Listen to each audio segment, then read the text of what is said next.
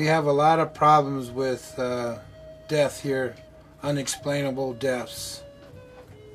Our unexplainable deaths is brought to us by the elements that surround us. We didn't know the unseen danger that was amongst us that was blowing in the wind.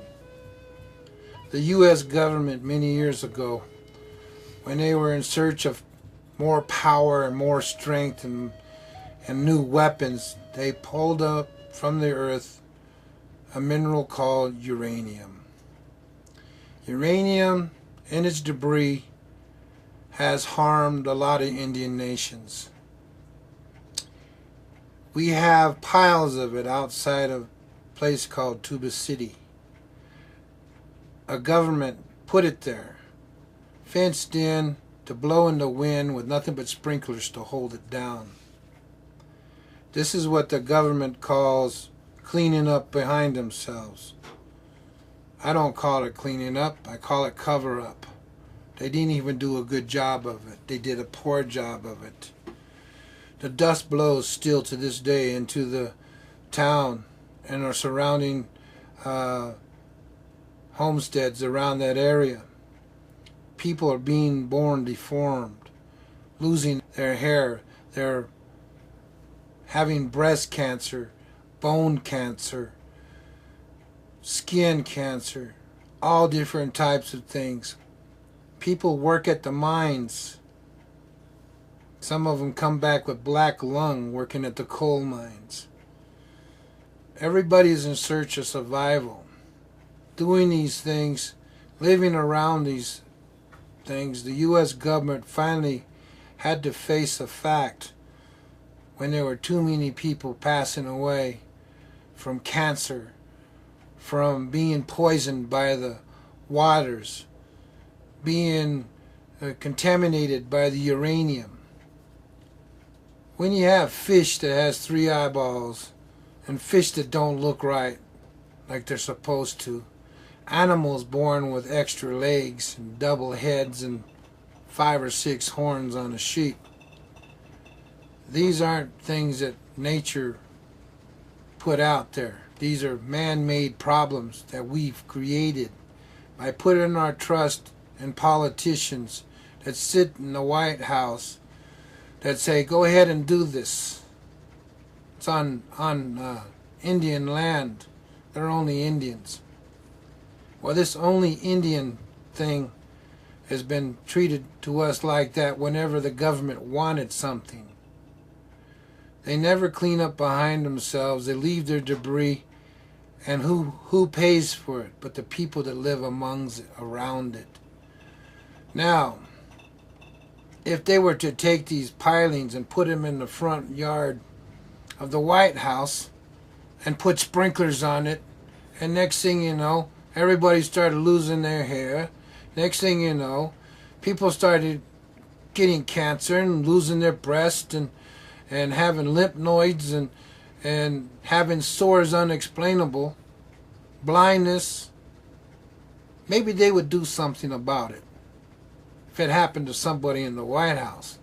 But out here on the reservation, hell, we're just Indians. This is the mentality that has been handed to us by the government.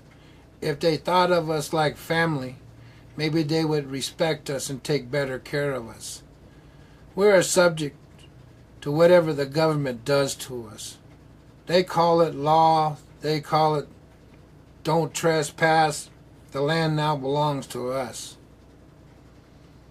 The Indians believed that the land belonged to all that walked upon it, that no man owns the land owns us. Sooner or later, we're going to become part of it. Whether they put you in a fancy box, bury you beneath the ground, or put you in a cannon and put you on a shelf somewhere. Destiny is one thing. We live our life, we pass away, and the next generation comes and fulfills the gap. If we don't take time to prepare the earth and repair it for what has been done to it, then what does our next generation have to look forward? For new plagues, for new types of cancer, for new problems that man has created? You could say that. The person we put in office, we're supposed to trust them. We're supposed to believe in them. Politicians, sometimes they're only there for themselves. They're not there for the people. They make false promises. We're going to do this. We're going to do that. We're going to give you better education. We're going to give you better health care. When they're the ones that caused the problem, and then they say, we're going to take your health care away. And they're the ones that left all these landfills, left these contaminated waters. How do you blame just the government? You don't. You have to blame others too, like the big corporations that are doing the mining. Peabody coal mine is run by the British. They don't live here in the United States. They don't know what the Indians are going through. All they care about is the money. They don't care that people's hair is falling out. They don't care that animals are dying. The plant life is just rotting away. They don't care about the fish dying in the waters that we drink. They don't care about our aquifers. All they care about is their money. The government, the taxes they get from these corporations. The money that the politicians can use to fly all around the world to act like big shots. If they're such big shots and can do things, how come they can't clean up behind themselves? My grandfather said, if you wipe your ass, no one smells your shit. If you don't wipe your ass, people smell your shit. It's time for the government to wipe their ass so we don't need to deal with their shit no more. And their cancers and their diseases they give to everybody openly. They don't even deny it. Yeah, we have minds, we have progress. What do they call it? Progress. If it's such progress, how come people are dying? How come people are paying for somebody's mess up? We have paid for the government's mess up all of our lives. We've been told what we can and cannot do by the U.S. government, by our states, by our people that we elect into office. They lied to us in order to get in office. When it comes to make good on their promises, it's like a preacher standing in church who's a false prophet. We follow them, we believe in them, and all of a sudden they turn their back on us. Well, see, there's many different methods that people go through. Some people will try to go through the old traditional ways, but people blindside them by telling them, you need chemo, you need this medicine, you need this, you need that. When they just need to stop putting the poison in their system, and your system has a natural toxin fighter in your body. That's what starts from the time we take our first breath when we're born in this world. Our mother's breast milk has strength within it to help us fight off all these things that happen because the mothers have lived in this world already. The breast milk that she feeds her own child helps her live in the world that she was brought up in. So it gives strength. People don't understand that the first breath and the first thing that we eat, it comes from our mothers. And our mothers is what takes care of us and nourish us. They're the ones that give birth to all of us that walk this earth. Some people say, what come first, the chicken or the egg? Hell, I don't really give a shit. It's just like this. They both taste good. When it comes down to realistic life and the way you live it, you must choose the things you do in life. If I found out I had cancer, I would just accept the fact and live out the rest of my life. If I go into chemotherapy and put myself up like a guinea pig, how do I know that chemo is going to do me any good or do me worse? I've seen a lot of people that went through chemo that didn't make it through chemo because they couldn't handle it. They threw up. They got sicker than they already were. Hearing those things make you think a second time before you try to go through it. If I caught cancer, I would think really hard before I'd go to a hospital. Most of my life, I've been afraid of hospitals because they give you a pill for a pill for a pill. And they don't ever get it right. And you keep getting a bill along with it. Now, you've hit a touchy subject amongst us. Our people believed from get-go that there's other life forms out there in the stars. We can't be the only one. We are the dumbest sort of life form there is, because they're smart enough to stay away from us now. We human beings, if we find one, we're going to kill it, dissect it, and steal its technology, call it our own. This has been known from way back, from get-go. The U.S. government, the Russians, the Germans, the Japanese, every country, if they find a space alien, you think they're going to share it with somebody? Hell no. It's going to be power. It's going to be, a freak show going to happen. We're going to put these guys on display. We're going to analyze them, see what makes them tick.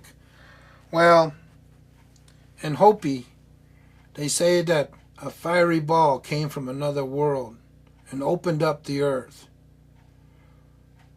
A creature came from that fiery ball and entered into the underworld of the aquifers, came out in the land of Hopi. We call him the Masao. His skin was bleach white. His eyes were red.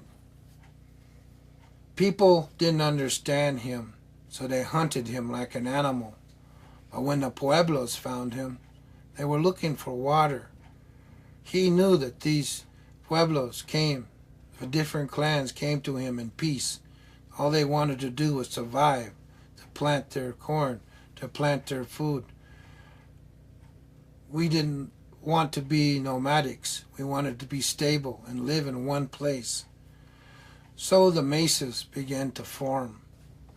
These villages were brought together by clanship.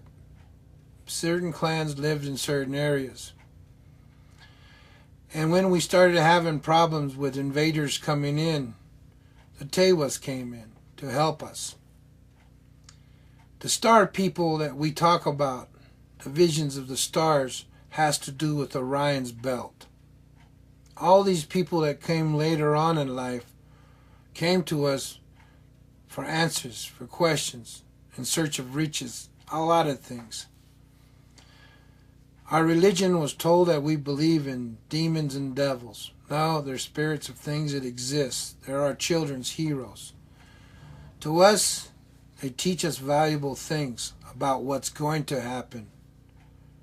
Our star kachinas. They're very important to us, because without them, we wouldn't know direction, especially at night. They're always in the same areas. We know when to do things because of the stars and the planets. When they're in the sky at a certain position in the sky, we know when to plant, we know when to harvest, we know when to do things. These are gifts given to us by the star people. Where the belief came from, we don't know. But it stretched across this globe from different cultures, from Mongolians to the Aztecs, to the Mayans, to the pyramids. They're all aligned in the same form, and the same thing as our old dwellings of the Pueblos. They are all lined in the same form as Orion's belt. If you follow the passages, you will see the same things. Our petroglyphs on the walls tell people about things to occur, things that have happened, and things that will happen in the future. We believe in these things. People look at them in other ways. They don't see the petroglyph and read it All they see is the art. They don't understand it. But if you take the time to think like the person that put it there, it opens up a whole new way of thinking. The stars and planets are there for us all to see and use. There are canyons here with petroglyphs talking about creatures that fly in the sky, like dragons, like big giant birds.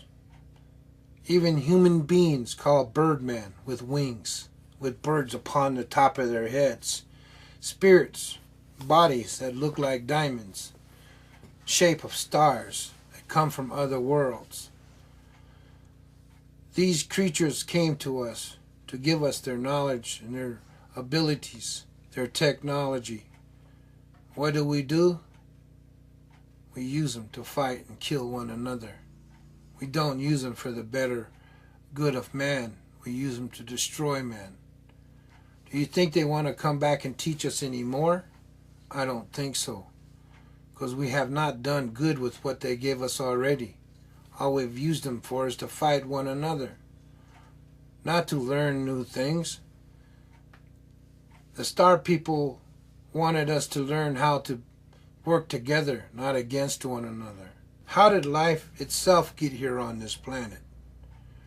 Scientists tried to prove in many different ways how human beings revolved, how this planet had oxygen, how this planet had water, how this planet had life form itself. We don't think about these things, but we hear about it every day. On TV, schools, our children are taught about these things. And when we go to work every day, we don't think about that. We don't think of nothing about our paychecks at the end of the week, the groceries we're going to buy, the materialistic things we're going to bring home, the TV we're going to turn on at night. We forgot about the earth and the gifts it gives us. We forgot about how to repair it, put back in the earth what we take from it, like the oil, the water, the trees that we knock down to build houses, the mountains we crush to make cement. All these technologies came from somewhere, the human mind. We were given these gifts, and the extraterrestrials, if they ever come back, hey, if I met one, I'd open them up with greeting arms and say, hey, come on, spend the night.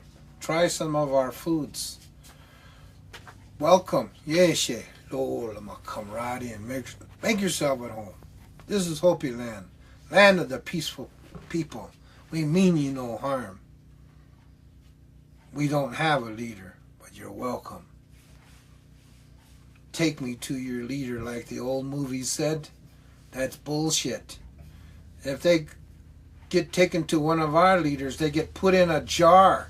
They get put on display. They get dissected. We human beings are the parasites of the earth. We are what they call the earth's cancer. We are destroying her. We are doing nothing to repair her, just to take our necessities and our greed, and all we care about is the lumber, the waters, the gold, the silver, the minerals, the things that we could use to build our homes and make our toys, our collectibles. We Hopis use what is on top of the ground. We don't go beneath the ground for things. That's like digging up the dead to bring them back to life. We don't do that. We only take what's on top of the surface. A dead wood can be carved into a kachina doll, a toy given to a child. A branch from a tree can be a bow and arrow used for protection and for hunting. A lot of things that we take for granted, they're not going to be there if we take it all. We human beings are the earth's parasite. I never thought of it that way until just now. I'm surprised. I came up with something that's opening my eyes to many more new things. This I'll have to study in my mind and come up with something, because the earth can't wait any longer to be repaired. Signs are being given to us now because of global warming, because of the earthquakes and the tsunamis and countries being swallowed up by waters. The ground that we once held precious is going to take us all. Everybody's too busy trying to buy land and own it. Funny part is, you get only 6 feet of it when you're dead. Mother Earth is called Mother Earth for a reason. She nurtures us. She gives us everything that we need to survive. But if you don't take care of your mother will abandon you. And the way that that's happening is we're paying for all the squandering that we've done with it.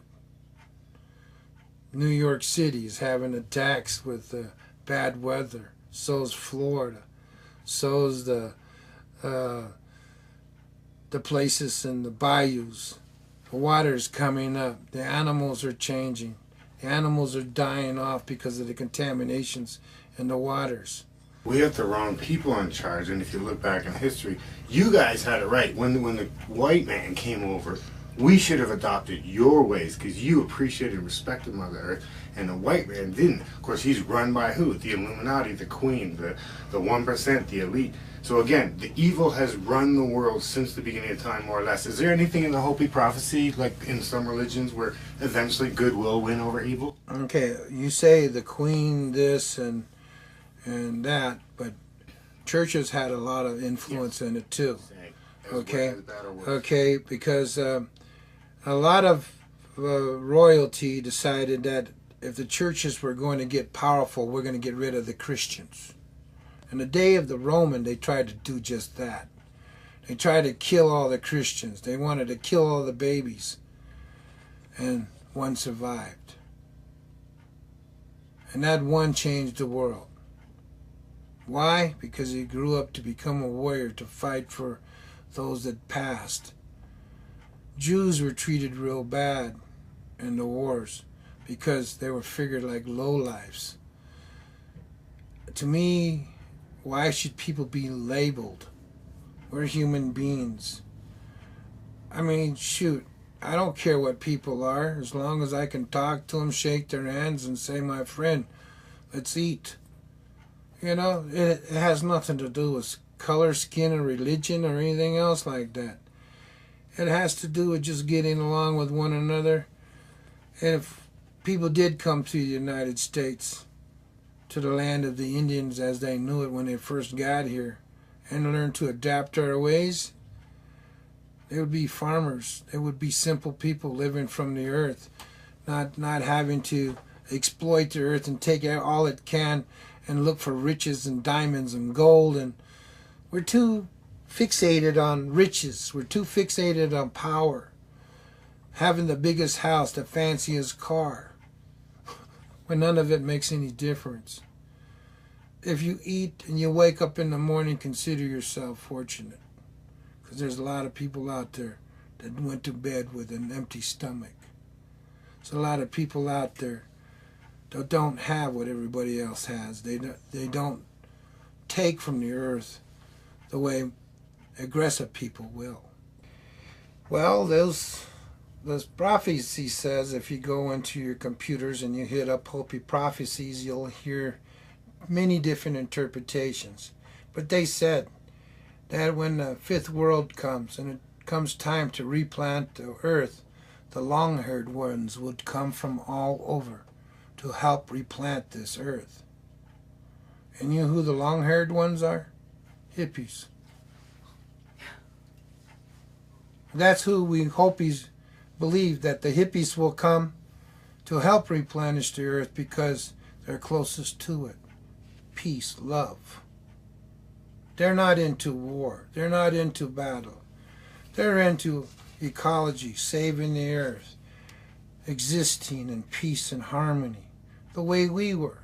In this world, if we take time to pay attention to one another and ask each other questions about religion, power, and strength, and we use the word unity a few times, you'd be surprised how many eyes will be opened up and how many more long hairs will come to replant this world.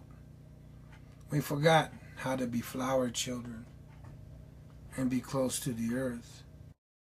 But see, human beings have learned to pacify them with materialistic things, whether it be objects, whether it be wine, booze, drugs, women, horses, fancy cars, whatever.